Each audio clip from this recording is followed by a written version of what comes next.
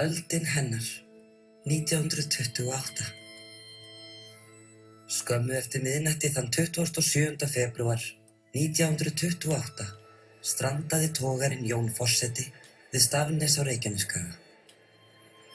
Það var hásjávað og riðu miklir brimskaflar yfir strandstað á meðan á björgunartilraunum stóð. 15 skipverjar fórust en 10 mönnum tókst að bjarga við illan leik. Þetta var óvenju barnmargir menn. 2 þeirra áttu 8 börn hvor. Svo það er rétt að hugsa sér allan þennan hóp og langflest börnin innan við fermingum. Þarna misstu 15 fjölskyldur fyrirvinnuna og 30 börn urðu föðurlaus. Hvorki bætur né tryggingar stóðu þessum fjölskyldum til boða. Valkostir ekkna í þá daga voru að segja sig til sveitar og sundra fjölskyldunni. Í samfélaginu ríkti sorg og mikil samkennd var með börnum og mæðrum. Þetta sjóslys hafði áhrif á alla og fólk fór að tala mikið það sín á milli.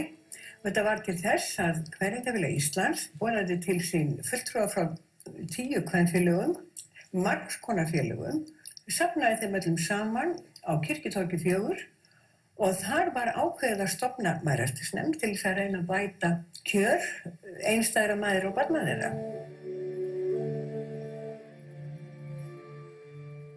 Þetta mál hafði átt sér langa sögu innan Kvenréttindafélagsins. Allt frá stofnun þess 1907 höfðu félagskonur rætt að bæta þyrfti löggjöf varðaði konur, einstæðar mæður og óskilgetin börn.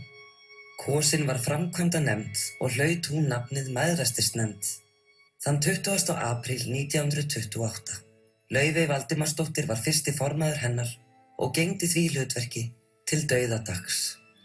Nefndin fór strax að undirbúa frumvörp mæðrastyrki og sendi meðal annars út spurningalista til mæðra land allt til að kanna kjör þeirra. Eins og marga grunaði kom í ljós að ástandið var víðsvegar skelfilegt. Árið 1929 opnaði Mæðrastyrksnefnd skrifstofu í Guðsbyggifélagshúsinu í Reykjavík. Næsta áratuginn börðust fulltrúar hennar fyrir bættum félagslegum réttindum einstæðra mæðra. Þær unnu ötullega frumvörpum meðlög, mæðralaun og við það að laga réttarstöðu allra barna, skilgetinna sem óskilgetinna. Það var verk nokkurra kvenna, raunverulega, að aðstoða þetta fólk og berjast fyrir því. Og það á ekki vanmeta það. En það má ekki gleyma því að þær fengu líka Ingibjörgu H. Bjarnason á fundinn, stoppfundinn. Hún hætti á þingi 1930 og þá tók Guðrún Lárusdóttir við. Og þær voru afskaplega duglegar og unnu ötullega fyrir nefndina. Samhliða þessu stóðu nefndarkonur að söfnunum, ráku sumar- og hvíldarheimili fyrir mæður og börn þeirra og styrktu stöðu þeirra eins og þær best gátu. Mæðrastyrksnefnd átti stóran hlut í því að félagsmála löggjöfin varð smám saman réttlátari og mannúðlegri.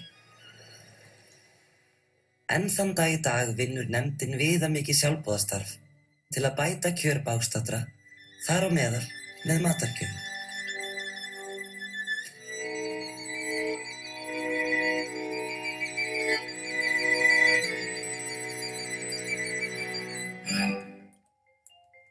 Eftir skamma stund, ljósmóðirin ný